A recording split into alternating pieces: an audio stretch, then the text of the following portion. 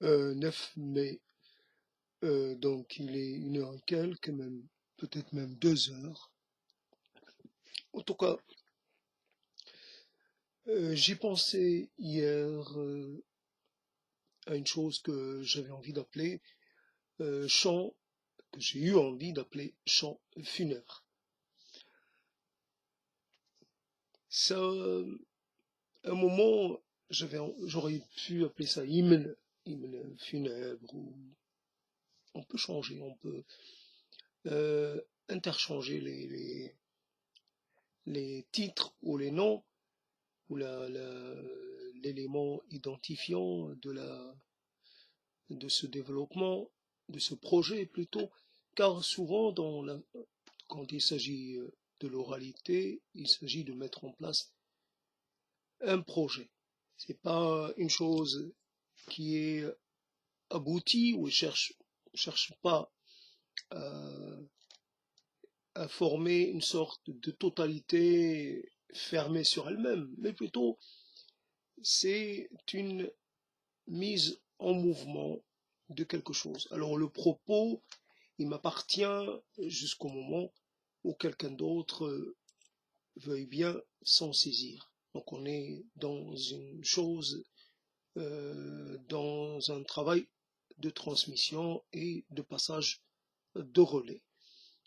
Voilà, donc moi, évidemment, le chant funèbre ou le c'est peut-être quoi, un chant, euh, une chose que l'on met en place avant. Donc le projet c'est une sorte de dispositif comme pour les arts plastiques.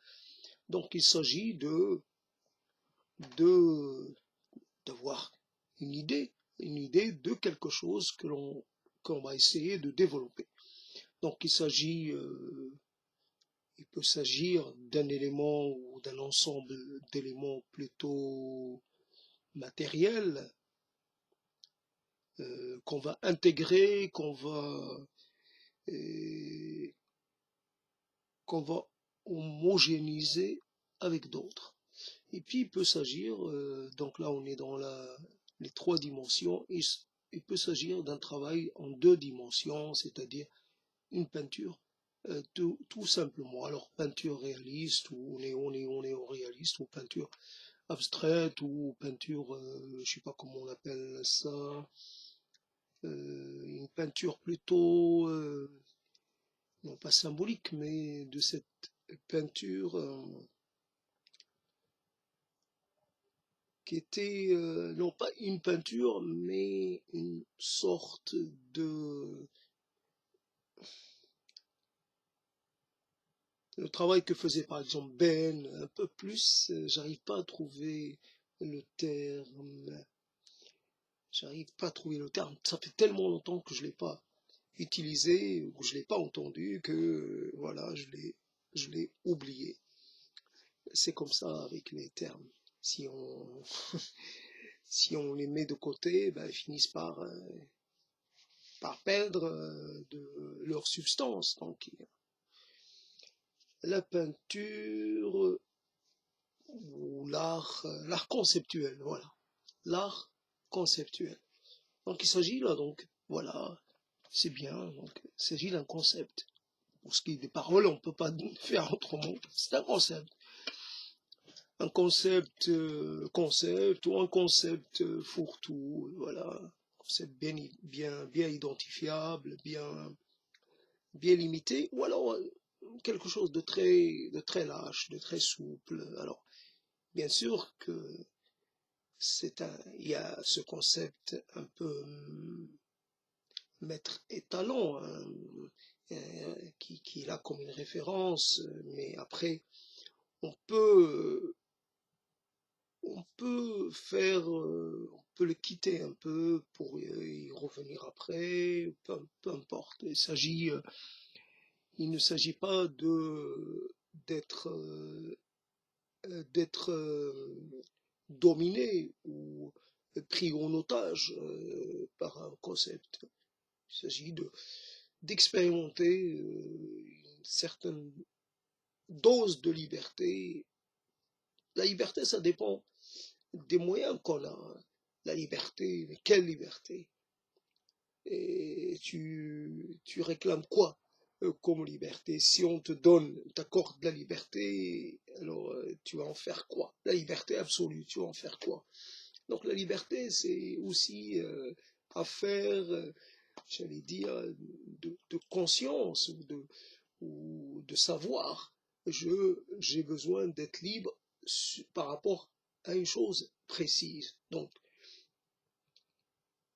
finalement, quelque chose que je vais mettre en place, mais je ne laisserai pas la possibilité à quelqu'un d'autre de,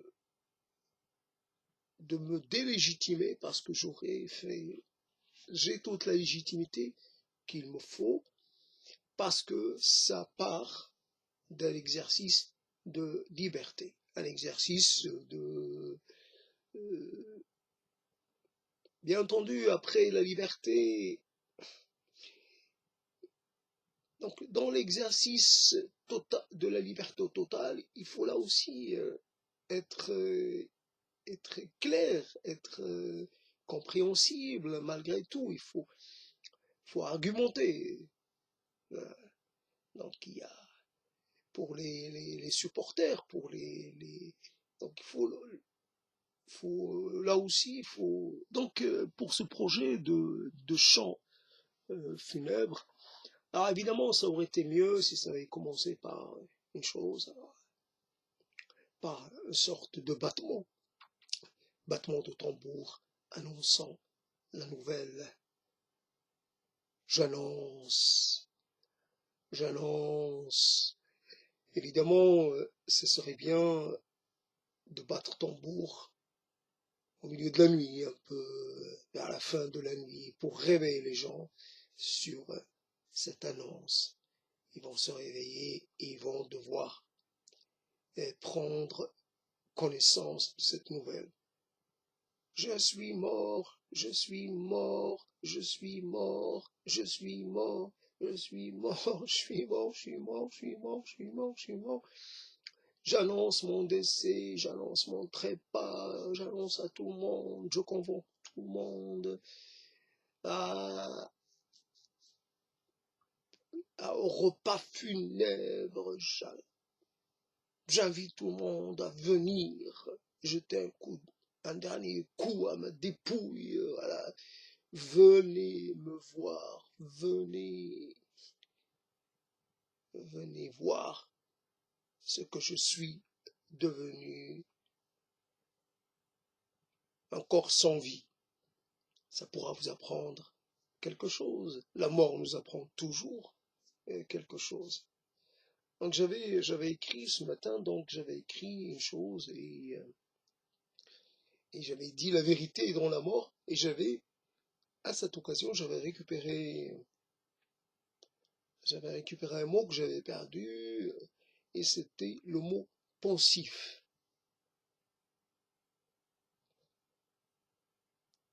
Et c'est ça. Avec la mort, on fait appel à beaucoup de pensifs, à beaucoup de mots convenus et finalement assez peu originaux. Avec la mort, soit on se rebelle, bon, généralement, on se rebelle pas, on est assez déstabilisé quand une mort arrive de façon brusque, imprévue, voilà,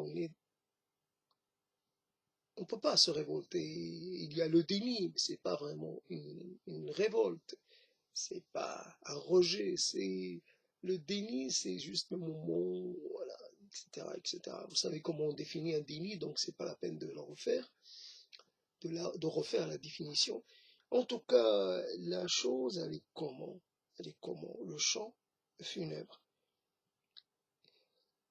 Il y a quelqu'un qui est mort hier, avant-hier, une femme qui avait un âge assez avancé. Elle est morte le jour même, je pense le jour même, en tout cas son décès est annoncé ce jour-là, le 8. un jour symbolique. Et je dirais pas pourquoi non plus il est symbolique, ce n'est pas une histoire qui m'intéresse, je la trouve plus tellement d'actualité. En tout cas, quelqu'un s'en est allé. S'en est allé, donc voilà, on constate, on prend acte de cela. Donc, et quand il s'agit de quelqu'un qui est arrivé à un âge, on ne peut pas dire canonique, mais un âge certain, là on est, comment dire, on accepte très vite. Il y a une sorte on trouve ça logique, on ne trouve pas ça inconvenant. Tandis que si moi je veux chanter ma mort et mettre en scène ma mort, avant qu'on me dise tu parles de la mort, c'est normal puisque tu es sur le point de mourir. Là, à 60 ans, j'ai encore un peu de marge. Donc ça ferait quoi? On dirait celui-là, il est morbide, celui-là, il est dépressif, celui-là, il est infréquentable, ben, celui-là, il est dans une phase un peu, un peu suspecte. Voilà. Il est atteint d'une sorte de pathologie mentale quelconque. Et non, je ne suis pas atteint de ce que vous pouvez imaginer là, non, non. Je suis tout à fait normal, conscient. Et chanter la mort, le chant funèbre, on l'imagine comme un chant, comme une sorte de chant premier, chant deux, second, chant troisième. Je chante la mort à venir, je chante l'instant fatidique, j'annonce l'événement,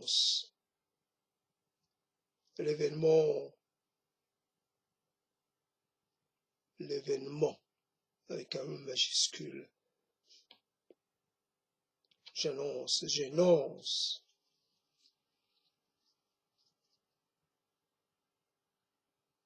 chant second. Il est fini le temps des réjouissances, il est venu le temps des épreuves, il est venu le temps du véritable voyage, il est venu le temps de la transformation, il est venu le temps,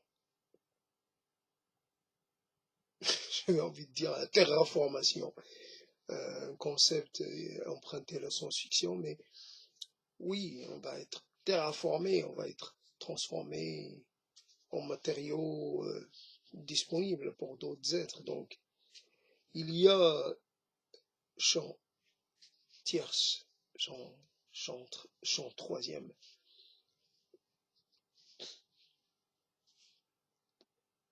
Ne pleurez pas, ne me plaignez pas, ne versez pas de larmes, soyez pas tristes. J'ai fait mon temps, j'ai pris mon dû, j'ai eu assez de la vie et j'ai préféré m'éloigner, j'ai préféré m'éclipser. Évidemment, ce n'est pas convaincant. Vous pouvez imaginer, ce n'est pas convaincant. Mais comme ça, qu'est-ce qu'on peut dire? Hier, j'apprends, évidemment, moi je suis toujours dans la mort un peu de ce animateur. Je suis revenu un peu vers France Culture, cherchant je sais pas quoi, et puis je retombe un peu sur...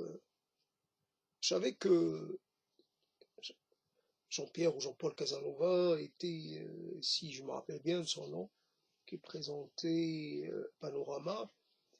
Je savais qu'il s'était suicidé, mais je ne savais pas qu'il l'avait fait des étages de la maison de la radio. Donc c'était un suicide très, très, très signifiant. C'est un suicide,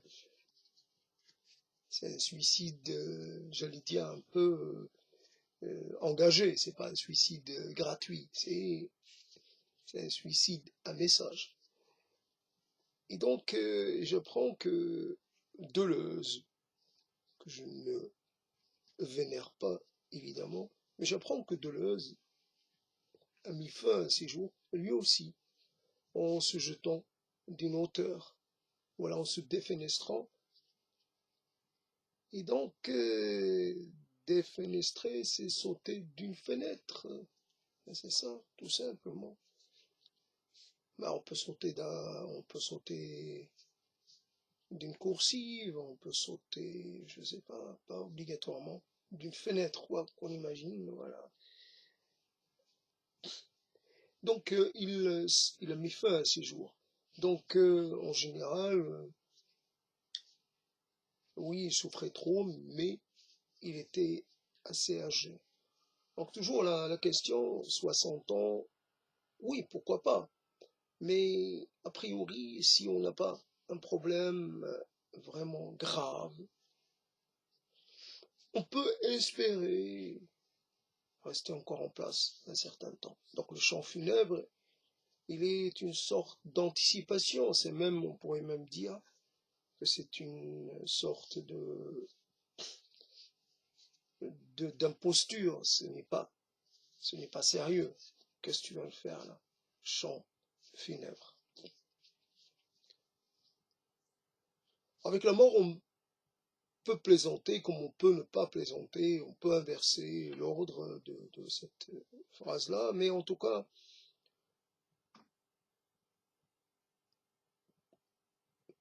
quelquefois, et même souvent, il vaudrait mieux pas prendre la mort au sérieux, en fait. Oui, il faut trouver le moyen d'échapper à son emprise. Bah, je suis destiné à être sacrifié, à être immolé sur l'autel de je sais quoi. Bah, autant ne pas, et comment dire,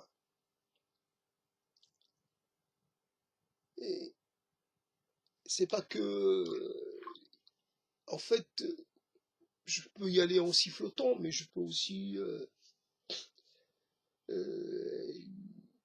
faire en sorte de dégager, d'être très, très dégagé, comme si ça ne me concernait pas, comme si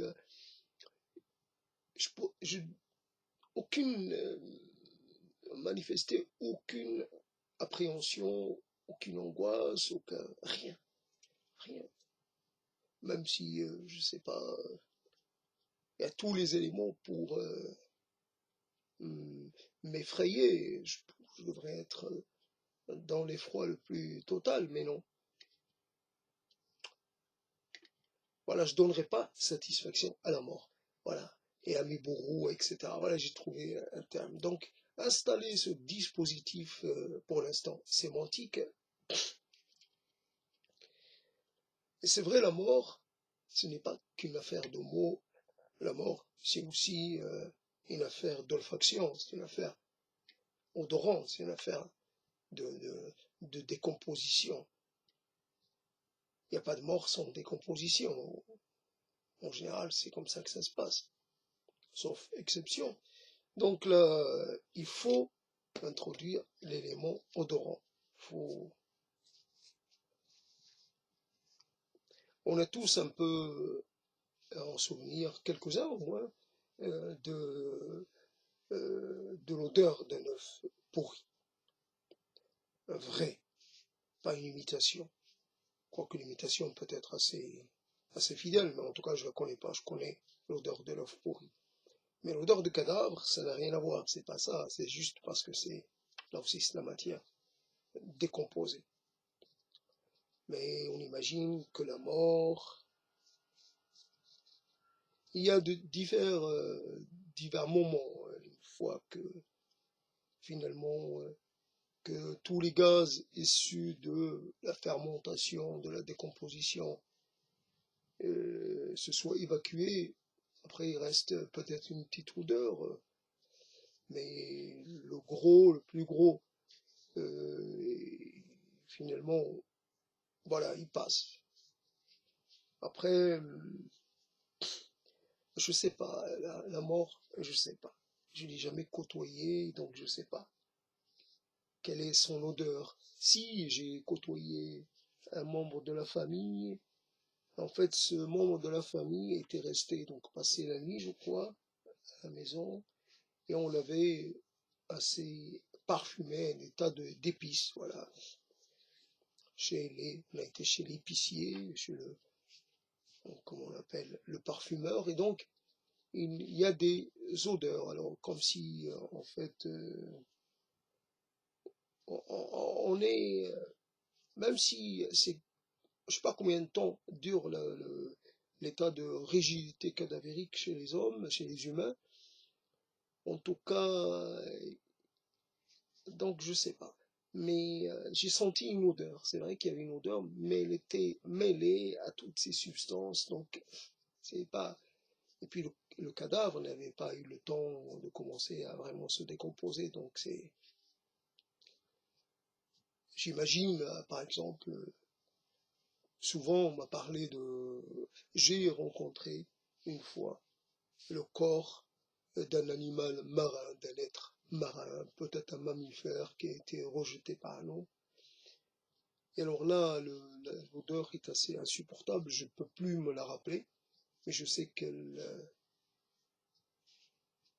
qu'elle m'a chassé de l'endroit, c'est évident. Donc un corps humain, voilà, d'un noyé qui se serait échoué là aussi, ça doit sentir très fort. Mais est-ce que ça sent pareil que le corps d'un humain, d'un mort qui lui n'aurait pas séjourné dans l'eau salée, peut-être ça dépend de la durée de séjour dans l'eau salée. En tout cas, on imagine que souvent, tous les êtres marins se décomposent très vite. Voilà, on voit un peu l'exemple du poisson, ça se décompose assez vite, et donc on a l'impression que les êtres terrestres résistent un peu. Voilà, la rigidité cadavérique, et puis après le phénomène de décomposition, ben, c'est pas tout de suite qu'on est incommodé, il faut attendre un petit peu. Donc, le temps que, comme on dit, que la viande commence un peu, voilà, que les enzymes commencent un peu à fonctionner, qui commencent à digérer la viande. Alors, les enzymes, je sais pas si ça se passe comme ça, mais métaboliquement, je crois qu'il y a quelque chose dans ces gens. Les propres enzymes du corps commencent à digérer le corps, à phagocyter le corps. Je sais pas comment. Ouais, c'est quelque chose que j'ai un peu rencontré, mais j'en suis plus tellement sûr. En tout cas, peu importe la certitude, là, il s'agit. La mort, c'est pas une science, c'est exact. Ça sert à rien de dire qu'on. Ça sert à rien de savoir, d'avoir un savoir le plus précis possible. On peut parler de la mort comme on veut.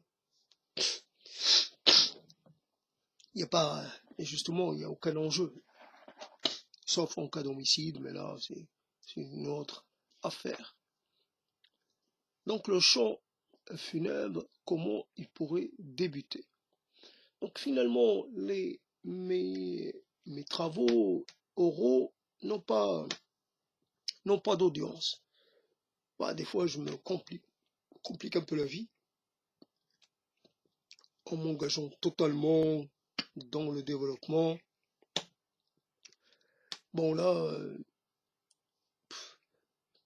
je m'accorde un peu comment dire, un peu de liberté. Je force pas.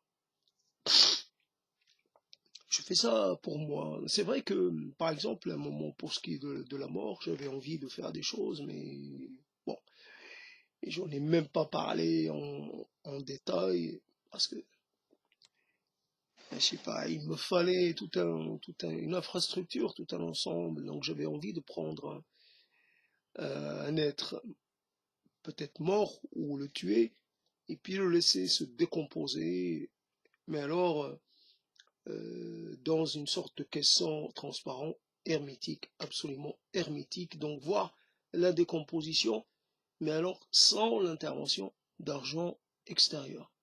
Donc c'est uniquement l'affaire des bactéries intestinales, etc. Mais par contre, quand le corps est exposé à l'air libre, enfin même enterré, il y a là tout un ensemble d'êtres qui se chargent de voilà de le transformer.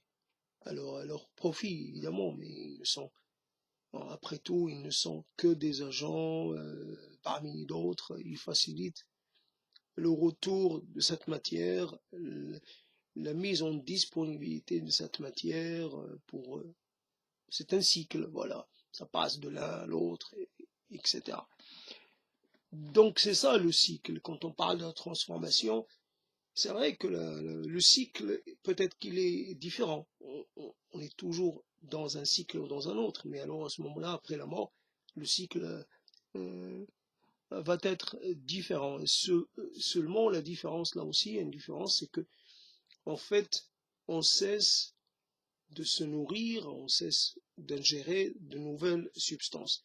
On évacue des substances, mais on en récupère d'autres. Après la mort, on commence à évacuer ce qu'on a retenu, et donc, mais on ne le remplace pas. Donc le corps finit par vraiment par perdre de sa substance de, presque en totalité. Il reste l'élément osseux, mais là aussi, je sais pas. Donc, en tout cas, la chair en général, elle sert à autre chose. Elle continue elle entame un cycle. Voilà, c'est ça. Simplement, donc, par rapport, donc, j'avais pensé, puis mon autre idée, c'était, puisque j'ai fait ça, moi aussi, j'ai attrapé des souris, j'ai été assez effaré de voir un peu la tête de la souris attrapée par le piège. Évidemment, la souris, en général, a des yeux, a des globules oculaires assez conséquents. Et donc, la mort fait en sorte que ça ressorte plus. Donc, ça vous fait un regard, quelque chose qui vous regarde, et vous êtes frappé par ce regard, et presque, il y a quelque chose qui ne va pas. Vous avez envie de tuer la souris parce que vous savez le pouvoir de nuisance qu'elle a, mais vous n'êtes pas content du tout. Et donc j'avais envie de, je sais pas, d'avoir des souris. Alors évidemment, les souris, ça serait quoi? Pas des vrais, quoique normalement, pourquoi pas, tout le monde participe, tout le monde se sert des souris pour tout et n'importe quoi. Ça aurait été d'avoir des souris, mais alors attrapées par les pièges, et puis de différentes façons. Donc la nuque brisée, tas de choses comme ça, un dispositif. En tout cas, il y aurait sur une comme tapette comme ça, il y aurait juste la queue, par exemple, comme la queue d'un lézard. La souris aurait perdu juste la queue. On pourrait aussi avoir des squelettes de souris ou des corps en décomposition, enfin, déjà très avancés. Donc pour stabiliser la décomposition, on pourrait faire des tas de choses. Donc exprimer la mort comme dans ce qu'on trouve dans certains musées, les facultés de médecine, un peu les écorchés, que ce soit écorchés humains ou autres êtres, chevaux, etc. On a ces écorchés. Et c'est vrai que les écorchés, ben, pour l'instant, ils sont toujours là. Peut-être qu'ils sont moins exposés qu'auparavant. Voilà, on les a pas, je sais pas, on ne va pas dire, tiens, il y a un écorché, ben on a décidé que c'était un être qui mérite le respect, et on lui a rendu des hommages, et on l'a enterré. Faut pas que ça, qu'il reste. Et même un cheval, même, ben, il faut pas qu'il reste comme ça. Comme par exemple, les dépouilles comme ça, les corps ramenés, je sais pas, exposés, ramenés d'Égypte ou ramenés d'Amérique du Sud, ou ramener un peu n'importe quoi, les têtes réduites, etc. Bah, tout ça, c'est peut-être expressif, c'est peut-être symbolique, c'est peut-être indicatif, c'est peut-être un témoignage, mais la place n'est pas dans les vitrines, hein, voilà. La place de ces... Quoique, ça prolonge un peu la vie de certaines momies qui est conservée de façon assez... Bah, elle a des chances, quoique si elle avait été laissée peut-être dans son trou d'origine, peut-être qu'elle aurait continué son voyage encore pendant un millénaire ou deux ou trois, on ne sait jamais. Mais là, elle a été sortie de sa, de son lieu d'endormissement et puis voilà, donc changement de conditions atmosphériques, donc voilà, la corruption qui reprend, la décomposition qui reprend, donc il faut des conditions voilà, spéciales, d'hygrométrie, etc., pour conserver, pour empêcher ce corps de connaître une décomposition voilà, qu'on ne désire surtout pas. Voilà donc la mort, le chant funèbre. Bien entendu, on pourrait, comme je sais pas, ces gens qui arrivent avec des tas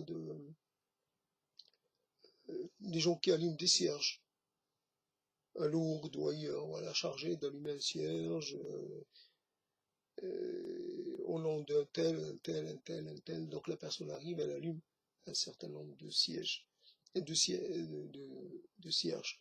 Donc c'est finalement, on pourrait dire, et on pourrait avoir comme ça une liste de gens morts pour lesquels on va dire une prière. Tiens, les morts du jour, ben voilà, un tel, un tel, un tel, un tel, un tel, un tel, etc. On va tous les prier pour eux chacun. Voilà. Et,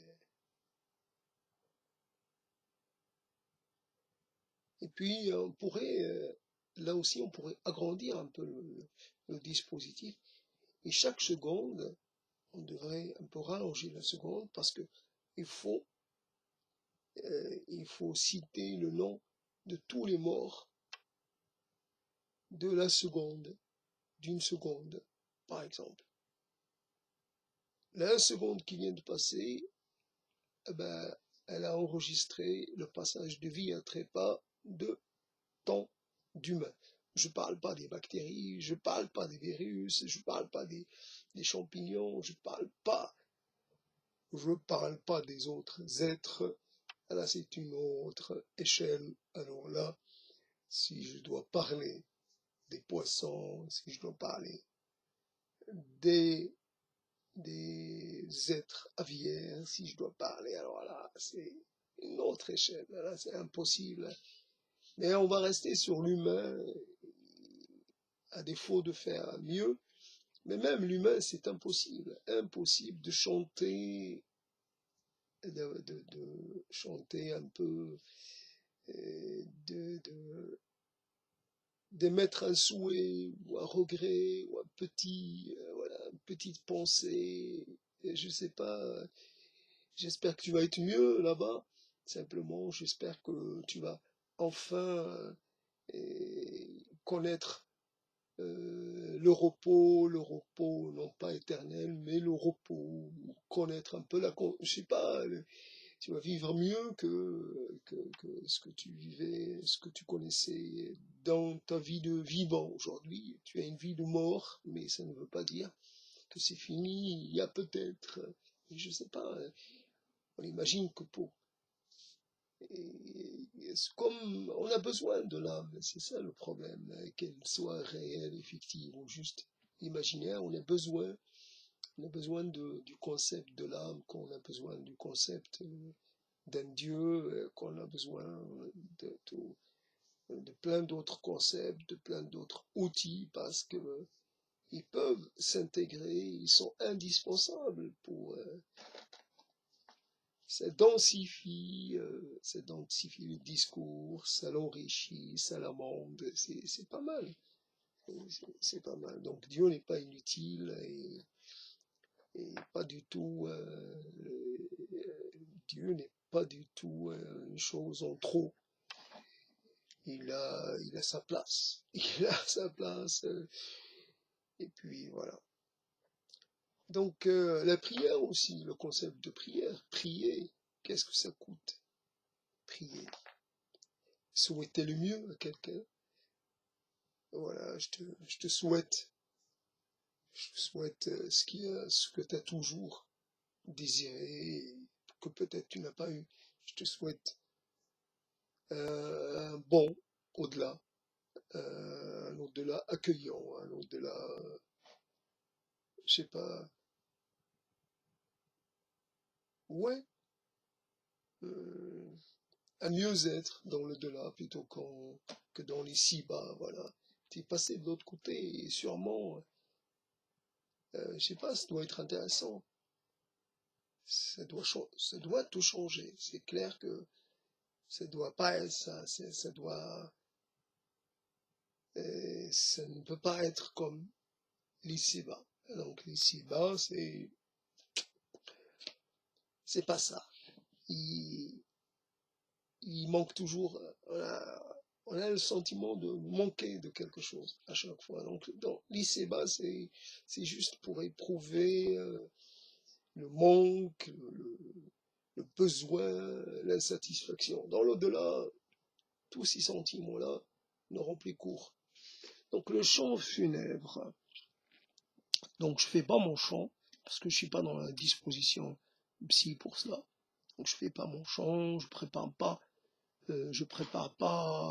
mon discours ou mon hommage à moi-même, par exemple. Je l'ai déjà fait, on n'avait qu'à revenir à mes enregistrements passés, j'en ai fait. Mais le chant funèbre, c'est un, c'est un dispositif un peu intéressant parce qu'il permet. La mort, c'est une chose qui s'invite ou qui s'impose à vous. Alors, c'est un ennemi, et un ennemi mortel, cela va de soi. Donc, on sait qu'elle va agir, et qu'elle va agir, on ne sait pas quand, et quelle va être l'arme qu'elle va utiliser, etc., à quel moment et tout. Donc, au moins, je me tiens prêt. Je sais, c'est pas un ennemi contre lequel je vais me mettre à jouer à la guerre. C'est pas possible. Donc je vais pas m'entraîner à affûter l'art du combat ou l'art de la guerre. Non, là c'est une guerre d'un autre type. Donc juste, donc me faire de mon ennemi une sorte de personnage présent dans ma vie. Je me rapproche de mon ennemi pour le connaître, pour apprendre des choses sur lui, pour ne plus le craindre finalement. Oui, après tout, d'accord, il va m'éliminer, d'accord, c'est prévu, mais, mais il le fera parce qu'il ne peut pas faire autrement, parce que c'est dans sa nature, parce que c'est ceci, c'est cela, parce que, mais au moins, je sais pas comment le dire, comment installer cela, je sais pas, j'ai pas la force de continuer, donc je m'arrête là. Donc le dispositif, c'est ça qui est marrant, hein. Souvent les gens, il y a des gens qui font ça, les gens sont coupés, les gens mettent en place des dispositifs expressifs comme ça et quelquefois la voix n'est pas là, le compagnon vocal n'est pas là, ou alors l'accompagnement autre c'est-à-dire le recours aux accessoires, le recours à une sorte le fait d'avoir de la matière avec soi, cette matière qui peut être utilisée différemment de l'habituel. Voilà. J'ai une casserole, cette casserole, ben, je l'utilise, je sais pas, pour essayer ben, je me coupe un doigt et je laisse couler le sang dans la casserole. Et après, mon sang, je vais le mettre à chauffer, je vais l'assaisonner et je vais le boire. C'est une chose que on ne fait jamais. À la rigueur, je peux boire le sang de mon ennemi, parce que ça pourrait me fortifier, mais mon propre sang n'a aucun intérêt. Mais je vais quand même faire ça.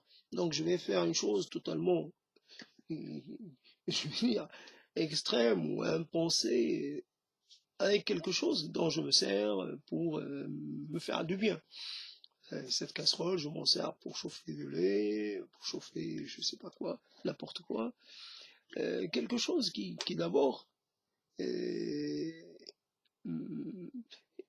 a priori appétissante. Alors mon sang, déjà bon, j'ai perdu mon doigt, donc je suis déjà un peu pas, puis je perds mon sang, donc je m'affaiblis, et puis je sais pas, et puis je sais même pas le goût que ça a mon sang. Si, je le sais un peu, mais c'est un peu salé d'après mon souvenir, un peu tiède, et puis c'est ça le souvenir que j'ai de ce goût quand on met, quand on porte une blessure à sa bouche et que bah, forcément on avale un peu de son sang, qu'on ne recrache pas obligatoirement. Donc je commencerai à boire donc comme pour se réhydrater plutôt, l'inverse, se déshydrater, c'est perdre de ses liquides, mais se réhydrater, donc c'est d'avoir des hydrates, est-ce que c'est des hydrates de carbone, donc voilà, c'est ça. L'hydrater, donc c'est hydrate, c'est de nouveau récupérer de la matière hydratante. Alors, donc, hydratant, hydrogène, je sais pas les molécules d'hydrogène qui pourraient se trouver dans l'eau. À quoi ça réfère ce mot hydrater? En tout cas, voilà donc je me réhydrate avec mon propre, comme certains se réhydratent avec leur propre urine. Mais l'urine, j'imagine que ça pourrait justement ne pas convenir parce que peut-être ça n'apaisera pas la soif. Donc le sang peut-être. On a plus de sang à disposition que d'urine, donc il vaut mieux. Mais je ne sais pas. Dans cette affaire-là, je ne sais pas.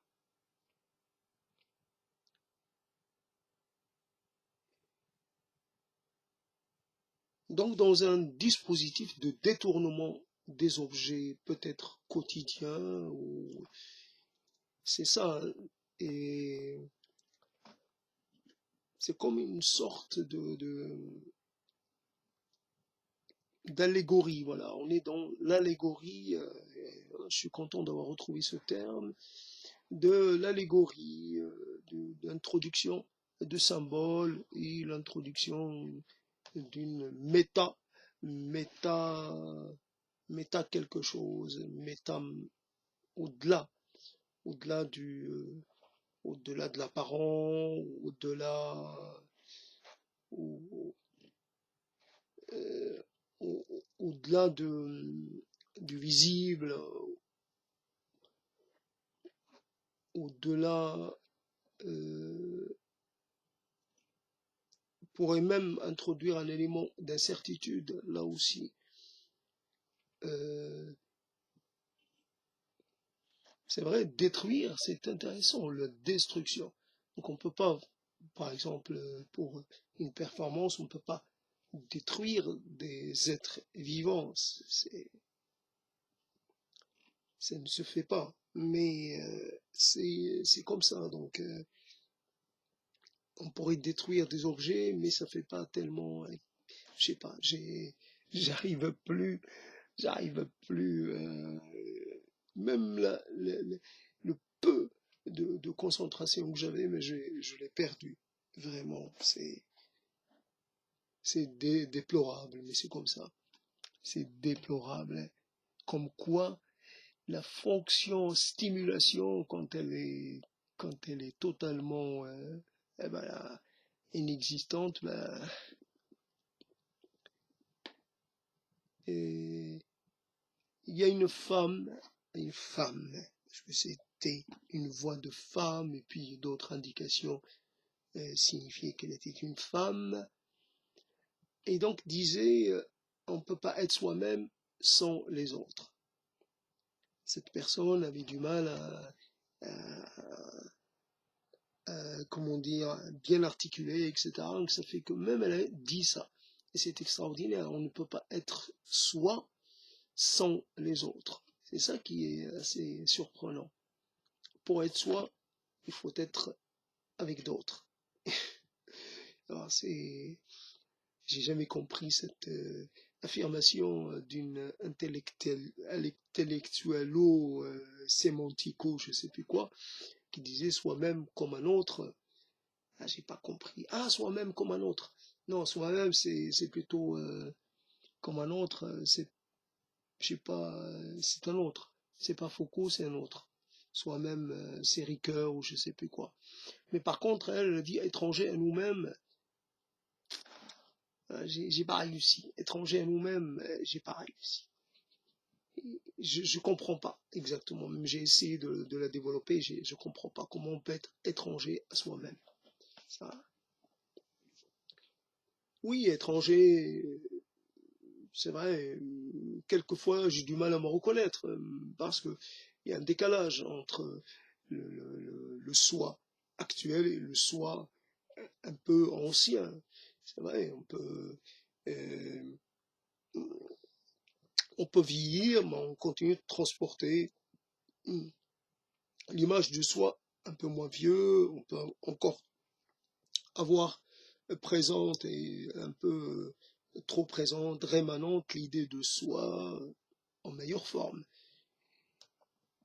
Mais ça, c'est le décalage. Mais être étranger à soi-même, oui, quand je commence à parler, il y a un côté étrange, parce que je ne comprends pas exactement comment cela naît et comment cela se fabrique. Il y a là, j'allais dire, comme si Dieu, pour fabriquer Adam, qui est déjà, c'est une chose. Bon, il a fabriqué, on voit qu'il a fabriqué dans un pays où il n'y avait pas de la pierre, il n'y avait que de l'argile, donc on pourrait dire, voilà, Mésopotamie par là-bas. Mais ça aurait été ailleurs, ça aurait été sous une forme plus, je sais pas, il aurait sculpté dans du marbre ou dans une pierre dure, ou peut-être ça dépend, pierre tendre, ou peut-être même dans un tronc d'arbre. Tandis que là, pays où il n'y a que, donc c'est normal. Mais j'imagine que pour faire bien, donc il aurait amené un peu de terre ou d'argile de partout dans le monde, ou partout dans l'univers, peu importe. Et c'est ça la parole, c'est pour construire ce corps parlant, ou ce corps, voilà, il faut faire appel à énormément d'affluents. Donc il y a un mot qui vient, voilà, qui a traversé, qui vient de très très loin, il y a 30 ans, 40 ans. Il y a un mot que j'ai entendu, ben, je l'ai enregistré sans l'avoir vraiment, sans m'en être rendu compte. Et l'étrangeté, c'est encore plus. L'étrangeté, c'est quand je dis une chose, mais pourquoi je dis cette chose-là et pourquoi je n'ai pas dit une autre? Qu'est-ce qui fait que, ben, il y a une suite de phrases, ben, il n'y a que cette suite-là. Pourquoi j'ai pas accès à une autre?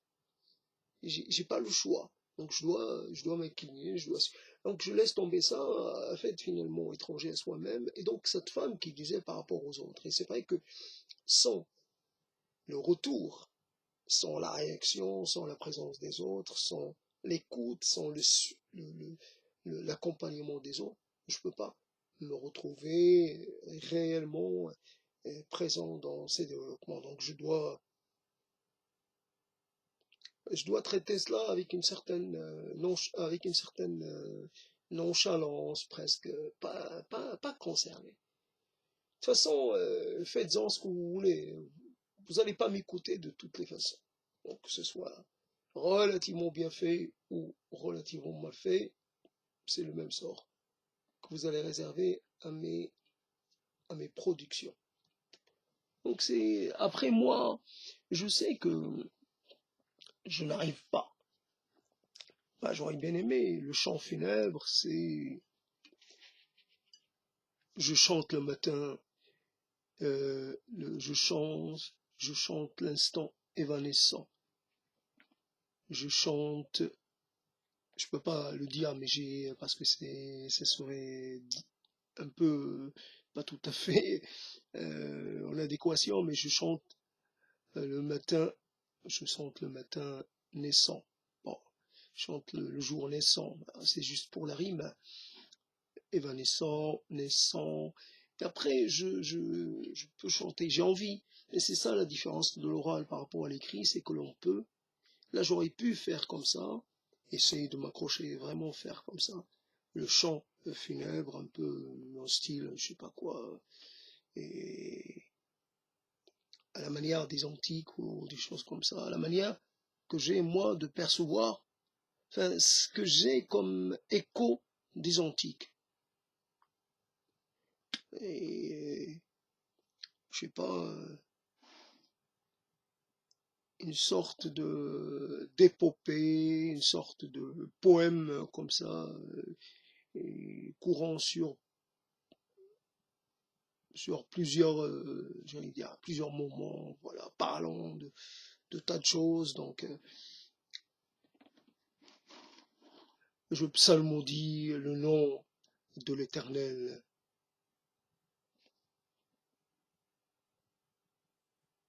Je sens, j'énonce les sentences de l'Éternel.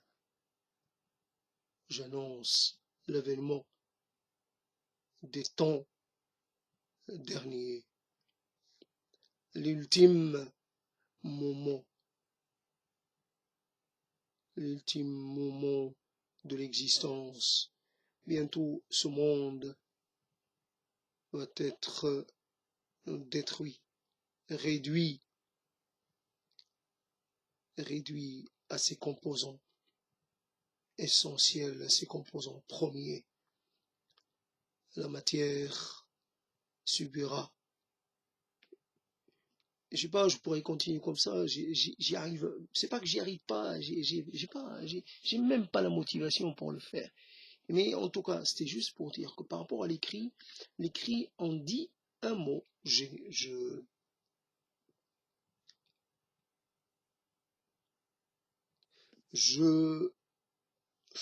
suis toujours bloqué à Génance, je chante, je proclame, comme certains proclament l'avènement du Messie, je proclame.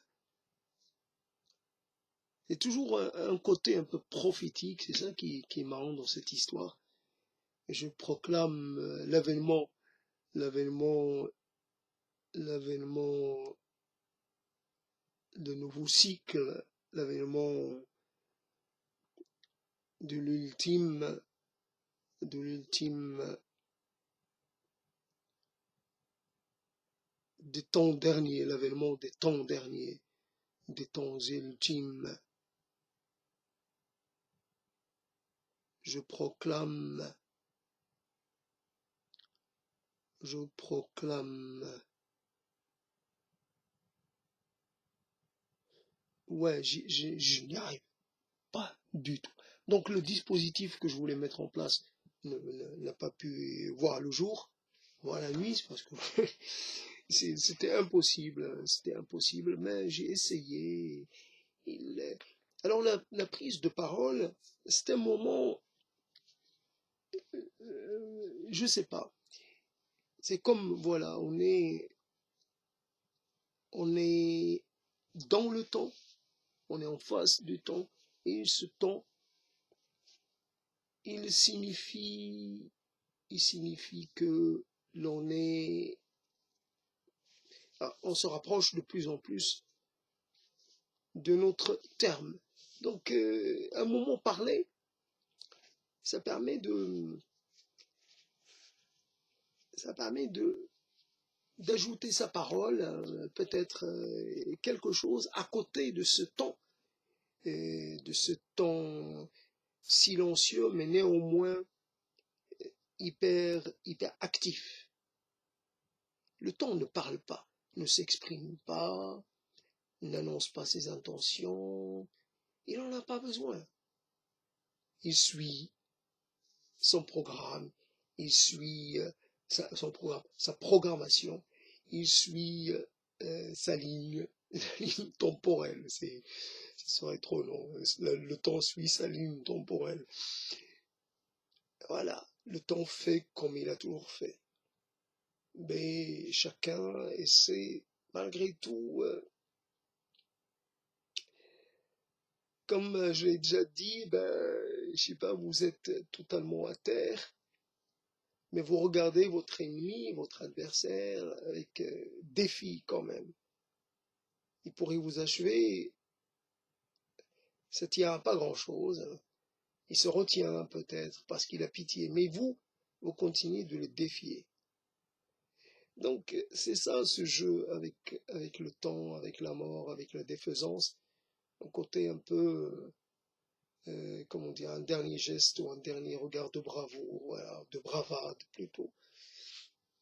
Ouais, ce qui reste, c'est ça. Donc les mots sont dans cette optique-là, euh, pour manifester une sorte de enfin, d'orgueil dernier, voilà, dernier moment pour, voilà, pour lancer un défi, provoquer le destin, même si le destin, il, il n'en saura rien, le destin, il s'occupe pas de ces petites choses, de ces petites provocations. Alors là, il a beaucoup plus important à faire. Donc on est là, j'ai fini parce que j'arrive à 1 heure. C'est ça le dispositif, enfin le projet finalement ne s'est pas mis en place, il n'a pas pu il n'a pas pu émerger, même pas. Mais en tout cas, j'aurais parlé pendant 1 heure. Ça fait une rupture avec l'avant, avec l'avant, et ça fait quelque chose qui s'insère entre un avant et un après. Après, c'est cela, c'est quelquefois à ça que servent les mots, que sert la prise de parole et à rien d'autre. Entendre l'écho de sa voix qui essaie de, voilà, de tisser quelque chose. Elle ne suit pas, elle n'a pas de canevas, elle n'a rien, elle fait n'importe quoi. Ce qui va en résulter, c'est une chose totalement impossible, voilà. C'est pas par manque de métier, c'est par désintérêt. Je laisse les mots comme je pourrais laisser mes mains faire, voilà. Et à la fin, évidemment, le résultat est normalement pas très. Donc les mots, ben voilà, on ne les contrôle pas, on regarde pas ce que l'on fait, on n'est pas dedans. Ben on aura fait quand même, on aura tricoté, on aura fait, On aura pendant un certain temps entendu des cliquetis, des aiguilles, voilà, c'est ça. On a fait, ça consiste quelquefois à ça, pas plus. On a fait, on a mal fait, mais on a fait. Donc je m'arrête là avant de dépasser, avant d'arriver sur plus d'une heure. C'est c'est problématique. On sait pas exactement, c'est pas exactement. Il faudrait que les gens soient, mais les gens sont jamais là. Alors un projet à la fin, justement, parce que c'est quand même la fin de mon cycle, socialement parlant, déjà c'est la fin, et il serait impossible de trouver des aides ou des assistants ou des gens prêts à s'engager avec moi dans cette aventure, avec les mots et au-delà des mots. Ça n'existe pas. Ça n'existe pas. En ces temps où si on n'a pas sa coterie, on n'a pas voilà, qu'on a parce que on jouit d'un certain prestige. Un anonyme comme moi, lui, il a aucune chance. Tout à l'heure, j'ai entendu un bout de ce que disait Paul Auster, et c'est vrai que Paul Auster est reçu comme un maître, et moi, jamais je n'atteindrai, voilà, je n'atteindrai la stature de loin de Paul Auster, parce que c'est comme ça. Parce que je ne me suis pas donné les moyens, parce que peut-être je n'ai pas le talent suffisant. En tout cas, j'essaie toujours de m'interroger à propos de ça. Ai-je quelque chose ou n'ai-je rien? Est-ce que je peux faire preuve d'une certaine originalité, d'une certaine singularité, d'un traitement, d'un rapport au mot qui ne soit pas évidemment celui de tout le monde? Voilà. Est-ce que j'ai une spécificité à moi, une voix à moi? C'est vrai, Paul Auster, je l'ai jamais lu, peut-être qu'il parle, qu'il fait des récits, peut-être qu'il fait de la fiction, peut-être qu'il fait, je sais pas ce qu'il fait, en tout cas, moi j'aime pas le réel, c'est ça le problème. Mon problème, c'est que j'aime pas les ambiances qui racontent des histoires. Ça ne m'intéresse nullement. Moi, la chose qui m'intéressait, c'était la littérature d'anticipation et encore quand elle est bien faite, évidemment. Mais là, de voir des gens rentrer quelque part, parler, séduire, voilà, se dépatouiller dans un trio amoureux, être, voilà, se poser des questions, euh, rencontrer des difficultés, évidemment subir, je sais pas, toutes sortes de contraintes, toutes sortes de... C'est vrai, ça dépend, voilà. Quelqu'un qui arrive quelque part, et puis il raconte parce qu'il est arrivé d'un pays, voilà, pourquoi il est parti, toute l'aventure que ça a été son arrivée dans son nouveau pays, puis comment il a rencontré les gens, et puis les aventures qu'il a, et les mésaventures aussi, toutes ces choses-là, ben, ça m'attire pas. Et donc ça me prive j'ai pas d'intérêt à lire, donc je ne sais pas ce que les gens ont écrit, évidemment. Les raisins de la colère, ça m'intéresse pas non plus, ça raconte la misère, ça raconte la crise, ça, les gens qui souffrent, même ça peut être bien raconté, mais ça m'intéresse pas non plus. Que ce soit dans la fiction, que ce soit dans la mise en scène, cinématographique ou autre, mais ça m'intéresse pas. Donc il me reste pas grand-chose, donc voilà, je dois vivre avec le peu qui me reste. Et donc j'essaie de trouver ma voie, et ce n'est pas évident. Ce n'est pas évident. Ouais, par contre, le conte, peut-être que je pourrais bien aimer le conte, mais j'aime pas, ça dépend. Parce que de toute façon, la littérature d'anticipation aussi, c'est aussi un conte, hein. On raconte une histoire, une sorte de fable, une sorte, je sais pas, comme vous lisez quand il s'agit d'un univers, voilà, et même d'un univers éminemment large. Vous avez un monde, euh, c'est c'est ça le problème. Enfin, vous avez une pluralité de monde, pour être exact.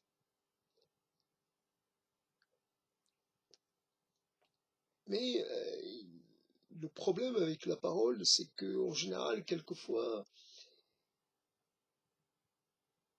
c'est une chose que l'on devrait partager. Comme ça, avoir quelqu'un face à soi et puis lui poser ces questions et un peu ces interrogations et je sais pas, ces embarrassements. Voilà, je me sens un peu pas très sûr. Voilà, ces incertitudes, ces insatisfactions, voilà. Mais il y a personne. Il y a personne. Alors, voilà. D'où le recours assez, assez fréquent à ces prises de parole. C'est le témoignage un peu de cette solitude qui se renouvelle et qui se renouvelle tout le temps, tout le temps, tout le temps.